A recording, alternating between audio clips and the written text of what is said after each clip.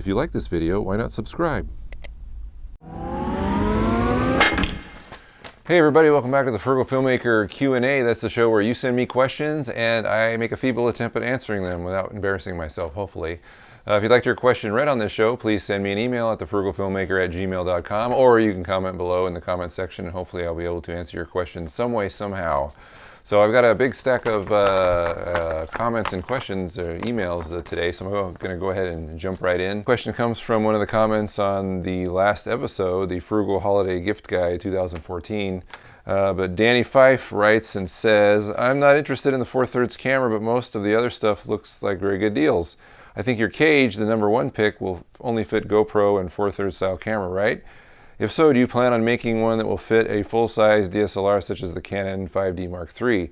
Well, there's one correction I'd like to mention here, that the camera that I did mention, which is the Sony a5000, is not a micro 4/3 camera. It actually uses an APS-C size sensor. And if you're wondering the difference, it's basically crop factor. The APS-C has a 1.5 crop. So when you put like a 50mm lens on it, it actually becomes a 75mm lens because of the crop on the sensor. But the micro 4/3 is a larger crop. I believe it's at least two times opposed to 1.5. So there's that. And as far as the Frugal cage, which Danny's referring to, if you can actually expand it to fit a larger camera, it can actually fit a camera like the Canon 7D. And if you're wondering where I've proven that, it's in the Frugal Stabilizer 2 video, which is essentially the same design as the cage. In fact, the Frugal Stabilizer 2 kind of evolved into the Frugal cage. And you can fit a Canon 7D in that, but you also lose some of the stability on the side because you have to extend the flash brackets out fully, and you can only fasten them on one contact point, so it's not as sturdy as it would be if it's fastened in two places. If the flash brackets become larger, so you can fasten them in two places so it's more sturdy, then yes. But I don't have a Canon a 5D Mark III, so I don't really have the need for that right now. But if it does come up and I have a larger camera to work with so I can test it, sure. Next up, Greg G says, what exactly is the problem with the Panasonic GH cameras?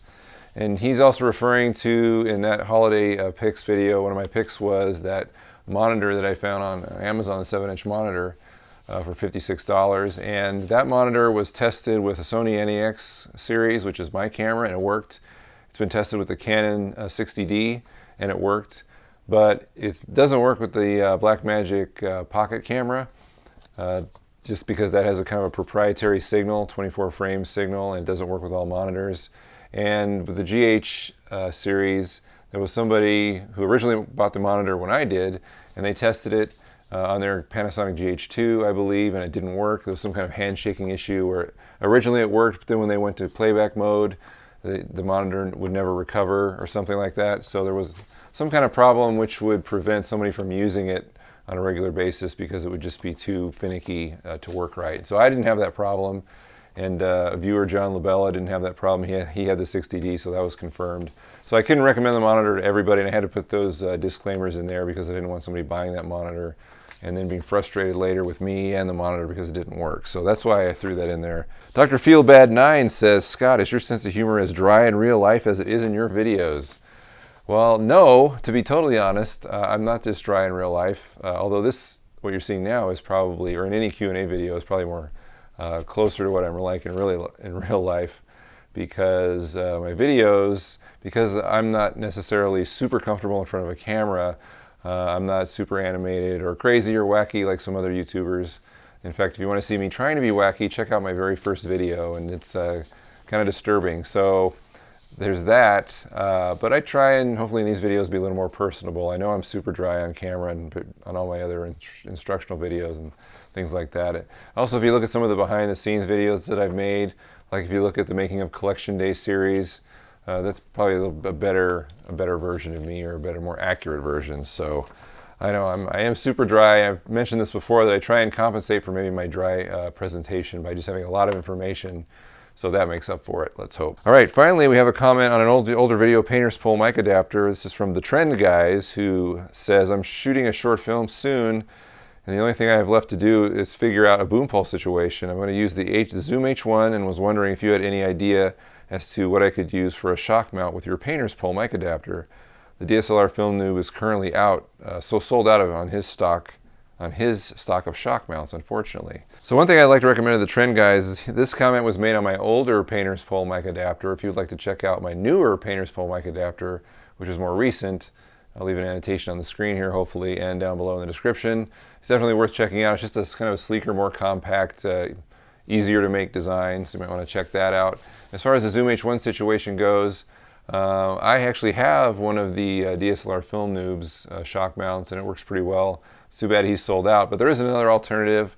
I poked around on eBay and I found a shock mount for $4 that the dimensions appear that it will work with the Zoom H1, meaning it says it'll hold a mic in the 1.5 inch diameter, and the Zoom H1 is 1.5 inches wide, so it should fit into that shock mount. And then there's also an adapter you can go from the 5/8 thread that's in that shock mount down to a 1/4 inch thread, so it should work if you want to mount it on something like the Frugal cage. But if you just want to mount it on a boom pole, you need that adapter to go to the painter's pole mic adapter, which ends up in a 1/4 inch also. So, or if you just have a regular boom pole, you can just use that shock mount by itself without any adapter, and it'll work on the 5/8 inch thread that's on the end of a standard boom pole. So I'll leave those links below if you're interested in that. Although I must say I don't have this shock mount yet, so I can't prove that it works with Zoom H1 yet. I think I am going to order it and do a video on it, but that's what I came up with. So, and that total is less than $10 for the shock mount and the adapter. Let's go to email. Our first question is from Lee Spinner, who asks, is the lavalier mic you wear during your Q&A segment an omnidirectional or unidirectional? That's this mic right here. This is an omnidirectional mic, which means that it creates, the pattern it creates is kind of a bubble right above the mic, so it'll work or pick up anything kind of in this sphere. Unidirectional mic is more like a shotgun mic, which has more of a throw, or it's kind of an oblong pattern. But this is definitely an omnidirectional mic. He also has a request and says, could you do a video on how you add the sound and flash on Vegas Pro for the airsoft gunfire you have in your movies? That's actually a really good idea for a video. I did kind of touch on that in my video, the making of Invader.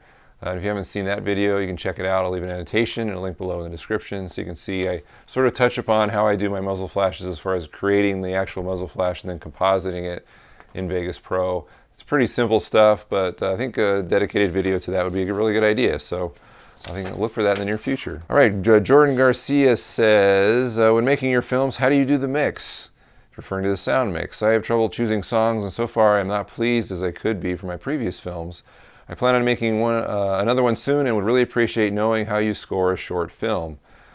Well, the simple answer as far as how I score is that I have a composer that I work with on a regular basis. In fact, if you've seen any number of my short films, you might recognize this familiar name, Seth Newfer. He also did the theme song, the old theme song that I used to the Frugal Filmmaker intro, which I've kind of not used lately, but he came up with that, and he's worked on many of my short films, including Collection Day, including Midnyte, the web series, including the Payoff, including Middle of Nowhere. He's done so much for me, essentially as a favor to me, because I think he likes working on my stuff, or he likes the challenge of working on what he thinks are cool projects, that I've really benefited from his skill, because he is an excellent composer, and we have kind of an internet relationship where, you know, I will send him a video file and tell him kind of what I'm looking for, and then he will create something, and then I will give him notes, and then he will make those adjustments, and it's usually like 2 or 3 times, and he nails it. Usually 3 times max, and he really works really fast. He's just an excellent composer. I highly recommend him if you need him to score, and you don't mind paying a little bit, because he's definitely worth every penny you can give him. But if you don't have access to a composer, then you're really at a disadvantage, because then you have to pick songs off the web and kind of shoehorn them into your work.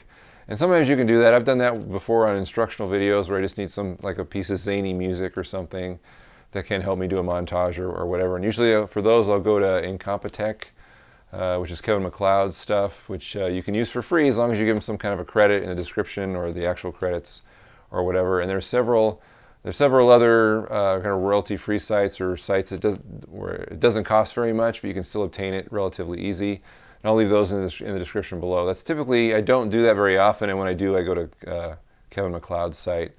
But I know if you're doing a narrative and you're trying to score it, it's really hard to just pick music out of thin air and drop it into your movie and expect it to work. It's so nice having somebody who's skilled at that to look at kind of the mood you're going for after discussing it with the director and applying his skill or her skill to doing that. But if you don't know a composer, go look for one, maybe advertise for one, Craigslist, Facebook, whatever, so you can kind of draw people toward you that might have that kind of a skill. Go to the local school, local college, maybe hit up the music department or the film department, theater department even, to see if there are composers there that might be interested in doing something like that. There's all kinds of avenues you can take.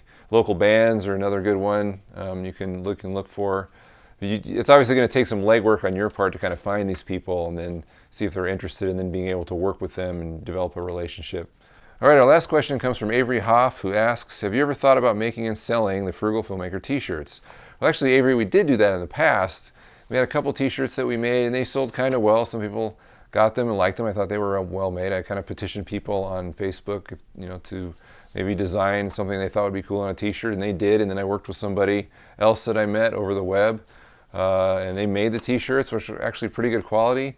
And I wanted to keep doing this, but unfortunately the guy that I was working with sort of disappeared, and the website that we were using and he was using to sell the shirts on disappeared. So I don't have anybody making t-shirts anymore because there's nobody there. So if you or anybody else out there on the interwebs know of a t-shirt manufacturer that might be good to work with, I'm not really interested in working with a website like Cafe Press or a site like that where you go in, upload your design, and then they create the t-shirts and sell them to people, because you make so little money, it's not even really worth it. Not that I'm trying to make a lot of money off this, I'd rather do it for marketing or just for fun, but I don't like the idea of somebody else making a bunch of money off of something that I'm creating.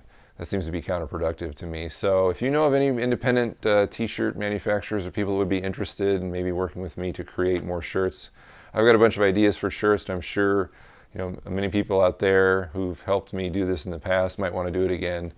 But right now we're kind of in limbo because there's nobody really helping me do this, and I don't know how to do it myself, so it's not going to happen. All right, that's all the questions we have this week. And remember, if you want your question read on the show, please send it to me at thefrugalfilmmaker@gmail.com or leave a comment below, and I'll do my best to answer it as soon as possible. Now, if you're wondering where you can get more Frugal Filmmaker stuff, please come to thefrugalfilmmaker.com. That's my blog, and there's also Twitter and a Facebook group and the YouTube channel, and all those links are down below in the description if you want to kind of further your interest in discovering kind of some really cool stuff. Especially recommend the Facebook group because it's a group, not a fan page. So there's a lot of participation from many different people, varying skill sets, and you can find all kinds of answers to your questions there. And it's just a really awesome resource. So check that out. At any rate, I've got a new video coming up this Thursday or Friday, and then the Q&A returns on Monday. So we'll see you then.